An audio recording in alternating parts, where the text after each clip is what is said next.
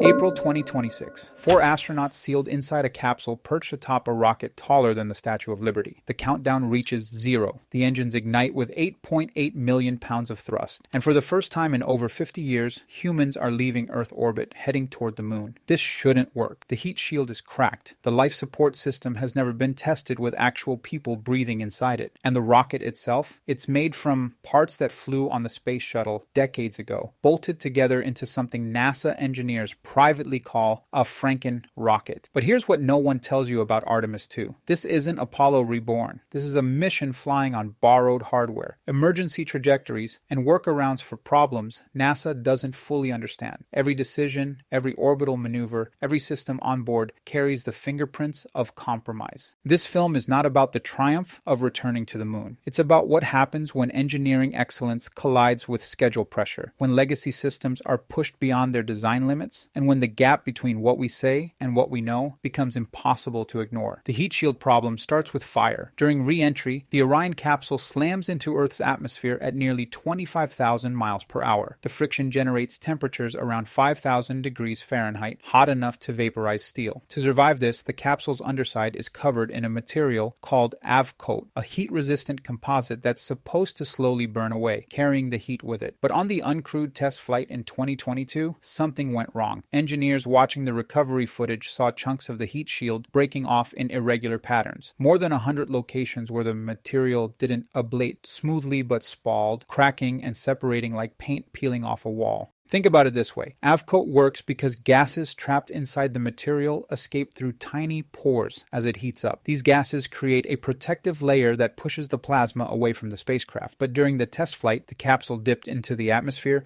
then climbed back out into space before making its final descent. That dip and climb cooled the outer layer just enough to harden it, sealing those pores shut. The gases kept building up underneath with nowhere to go. Eventually, the pressure became too much. The material exploded outward. NASA discovered this after the heat shield was already installed on the Artemis II capsule. Replacing it would mean a 2-year delay, so instead they changed the flight plan. The new trajectory is steeper, hotter, and faster. The idea is to keep the shield hot enough throughout re-entry that it never hardens and traps those gases. It's not a fix, it's a calculated gamble that the physics will behave differently this time. And this is where it gets strange. The crew will experience forces up to 9 times the pull of gravity during the steepest part of the descent. For comparison, astronauts on the space shuttle felt around 3 Gs. Apollo crews returning from the moon experienced about 6. Artemis II is pushing that boundary further because the alternative is risking catastrophic failure of the only thing standing between the crew and a 5,000-degree inferno. But the heat shield isn't the only system that's never been proven. After launch, the Orion capsule doesn't head straight to the moon. It spends an entire day orbiting Earth in a highly elliptical loop, reaching out to 46,000 miles before swinging back. This phase isn't on the mission timeline for sightseeing. It's a quarantine. The life support system has never operated in deep space with 4 humans inside. Carbon dioxide scrubbers, humidity control, oxygen flow, all of it needs to work flawlessly for days. If something fails after the crew commits to the lunar trajectory, there's no quick return. They're locked into a 4-day outbound trip with no abort option. So NASA keeps them in Earth orbit for 24 hours, close enough that if the systems show signs of failure, they can bring the crew home within hours. During the actual mission, the crew reported a burning smell coming from the toilet system on day 3. The waste management vent also froze, requiring mission control to reorient the entire spacecraft